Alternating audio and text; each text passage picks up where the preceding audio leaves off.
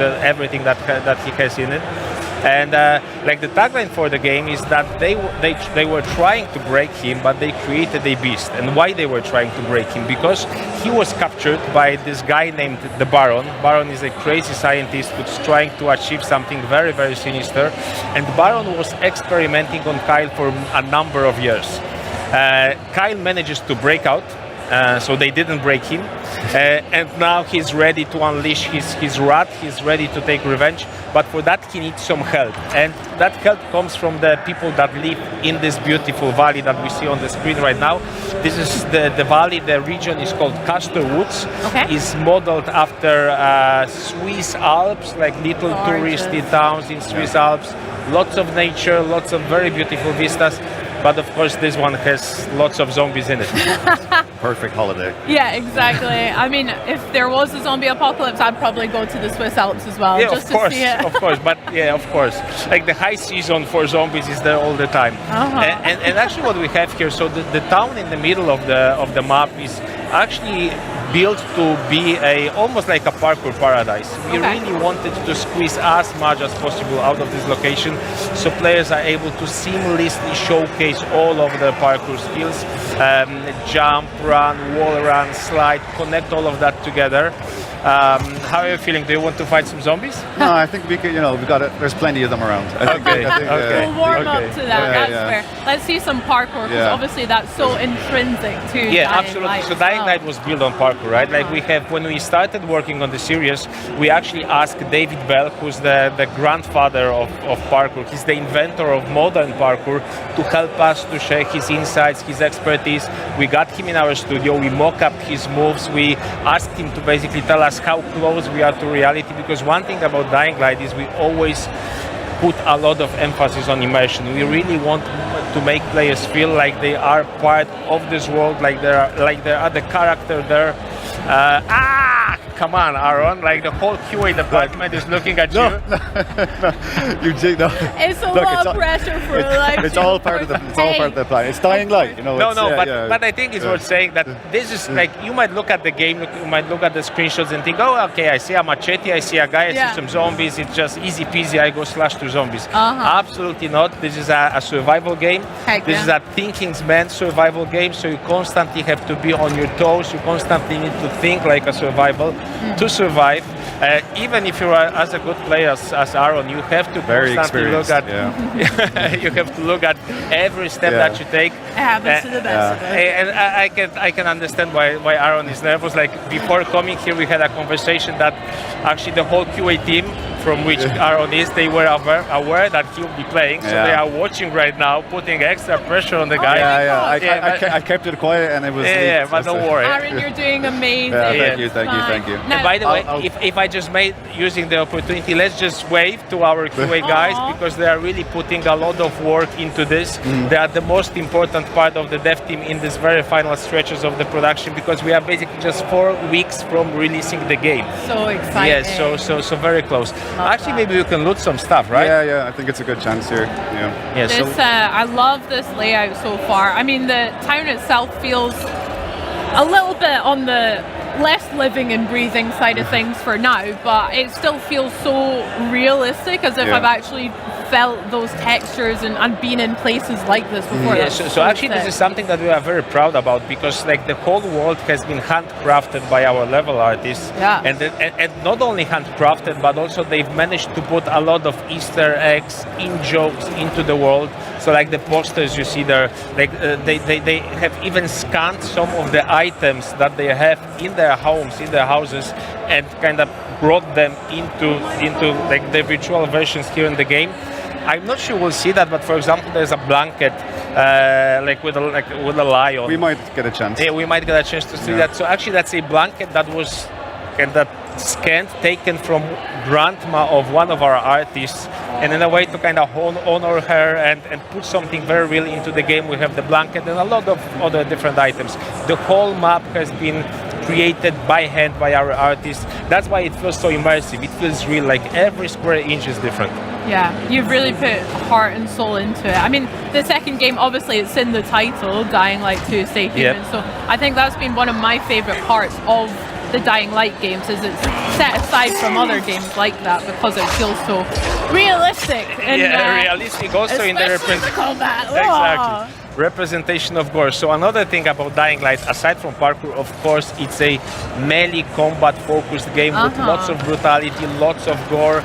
I think that's something that's very important in the zombie genre, that you really need to show the guts, you really need to show the blood, you really need to show the kind of the brains being exposed, the heads being cut. I'm not sure how much of it can we show because I think the previous games were a little bit on the family-friendly side. But that's also a good thing because Aaron is having fun because he knows how to play the game. He spent hundreds of hours in it. But again, this is a game where you see zombies, you don't just run at them and slash them. Like, you really want to make sure that whatever you do makes sense, that you don't take unnecessary risks. That's a nice thing. Actually, maybe it's also worth mentioning that a lot of our combat in Dying Light the Beast is created using physics and ragdolls. If we have animations that are super short, just to represent what happens with the enemy that you are hitting. So, like, you will encounter hundreds of zombies here, but every fight with a zombie is different because the reaction is always different. Sometimes he hits an obstacle, sometimes he hits another zombie. There's lots of those cool emergent moments. Yeah. You were speaking about some of the melee weapons that we've used already, like we've had machetes and all sorts. What sort of weapons can we find in the world of Dying Light? There's more than 100 melee weapons, and of course the classic stuff for the genre. So I don't know, gas pipes, crowbars, machetes, hammers, axes, wrenches, things that you can basically find all around you.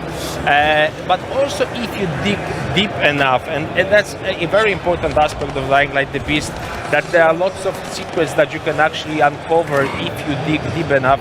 You can find weapons like medieval swords, very unusual creations of the survivors. So really a lot of very fancy looking and fancy working and effective weapons that are really a lot of fun to play. I like the sound of a medieval sword. That sounds pretty badass, to be fair.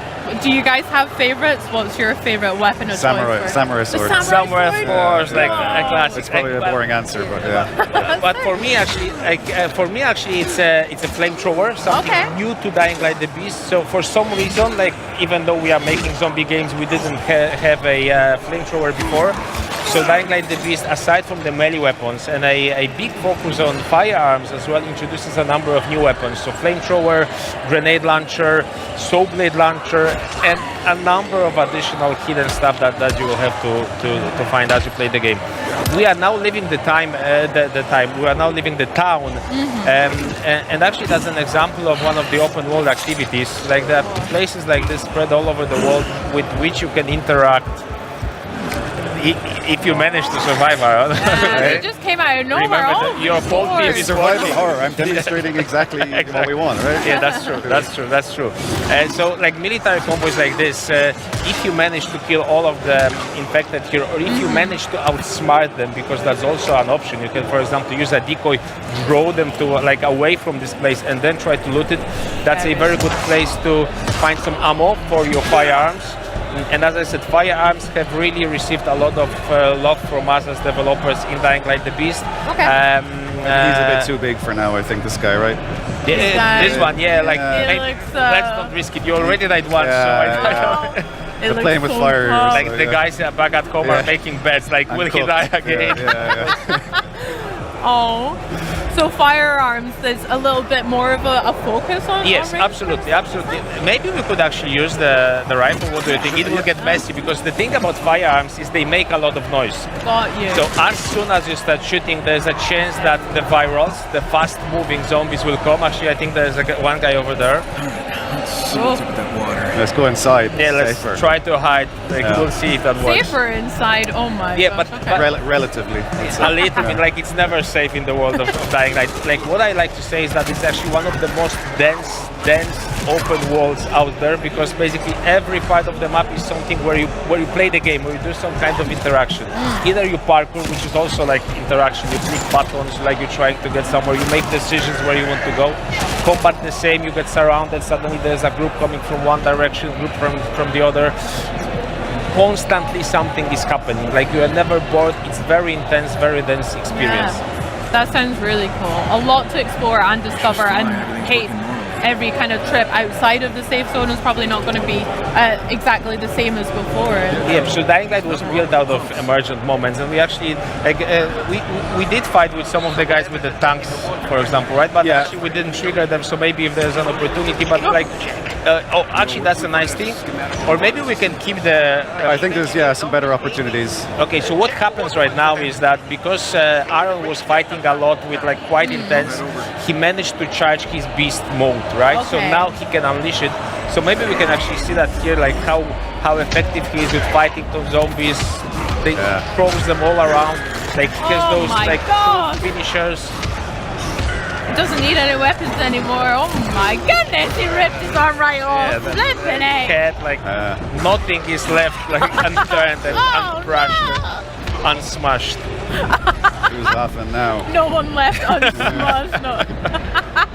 That sounded like you are saying it to the QA guys. Like, who's laughing now? Like, I'm here on Xbox and I'm playing this awesome game. I can't confirm it. Oh, zombies don't need brains. It's fine. Yeah, some of the new visual designs for our enemies. So of course, like, you can see the game is really beautiful to look at. Even the zombies. Like, if you are into zombies, it's good to make a pause or go into photo mode and try to see how detailed the models are, especially when you do some damage to them. We have increased significantly the number of places on their bodies which you can damage. We have, like when you cut a limb, you can cut it in 3 different places. You can really leave a lot of scars, wounds, like broken places on. Yeah, let's try to. That's nice, quite brutal. I saw earlier like when you that. just left someone crawling because you cut his leg off, so that was quite mean for that poor zombie, I feel, as well.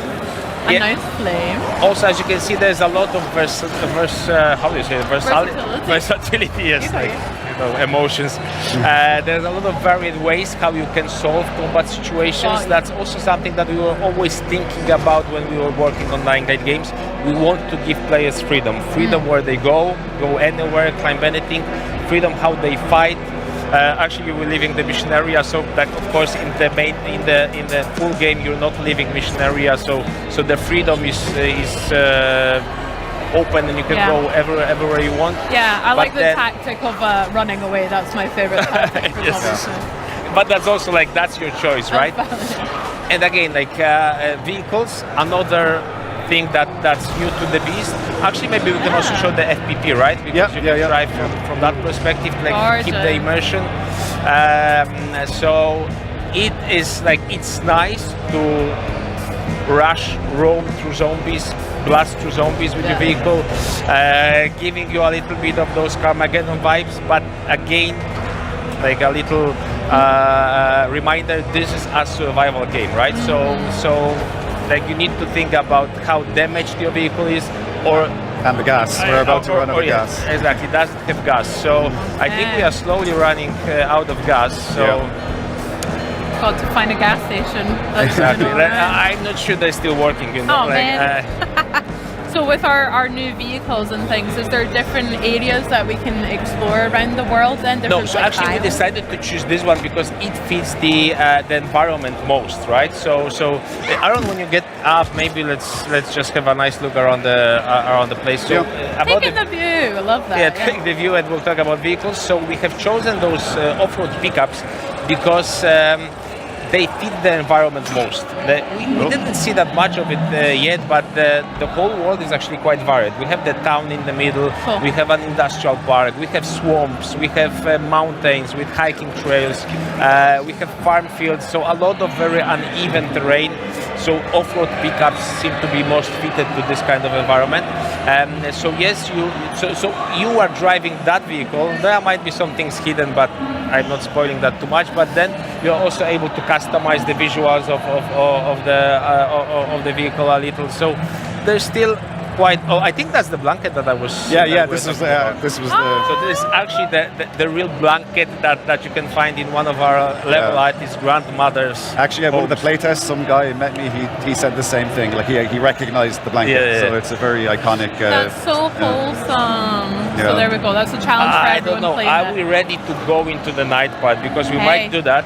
But I'm ready if you guys are. a word of warning, because like Dying Light generally. Let's maybe look at some Vista before us. Okay, let's go to the night. Yeah. So what Come on, happens I'm is scared. that Dying Light basically is a game of two halves. The day part that we have just experienced, if you are a good player, you are in control. You know what to do, like you know how to behave. You will kind of find your way around in this apocalypse. But the night part is something completely different. What happens is the volatiles, and I will my scare you a little, so kind of sit Don't tight. do it to me. The volatiles, like the scary monsters, the apex predators, the kings of the night, they are coming out, they are roaming the whole place. And with those guys, you don't fight with them. Like when you see them, you try to run away as quickly as possible. Okay, maybe at the end of the game, where your beast mode is fully charged, where you have unlocked all of the skills for the character, because there's like a big skill tree of various beast skills that you unlock.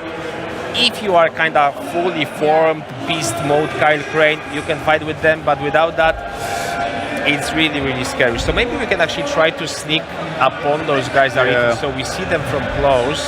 We'll go sneaky beaky. You can see where they are if you use the survivor sense. So that's like a special senses of Kyle Crane where we can see the threats and be aware of the threats they're around already him. onto me. But it seems the volatiles are everywhere. Maybe actually what we could do, that's scary. There's so many. Yeah. So yeah, this new kind of sensor to see the volatiles around and other zombies. All of the threats, but I think actually, so the chase has started. They are onto us, and now like it will get super, super difficult because the guys, like the regular biters, the regular zombies, they're just zombies, They're right? fine, So you can avoid them, you can jump over them basically. With volatiles, they're chasing you, they're right behind you. It's actually good to look behind you from time to time. They're basically better at parkour than you are, so they can really We've seen grab that you. for sure. Yeah. Oh my gosh! So you have to try and outrun them for now until we've built up our beast Until he ability. dies, I think. I don't fancy my odds very much. Yeah. But we'll try. So what you can see at the top of the screen, the red bar shows you the intensity of the chase. So we are basically in the middle of how intense it can be. What happens when it gets full level? You're gone basically. Like it's time to restart the game. Yes. Yeah, they're still onto me. Oh, Grace. What other abilities can we see from Kyle's kind of beast mode abilities as well? Actually, the beast mode will be very helpful right now because when you are in the beast mode, you can run faster, you can jump higher. That's actually a very good way of escaping those volatiles. Dun, So dun, they're laughing dun. at you again, right?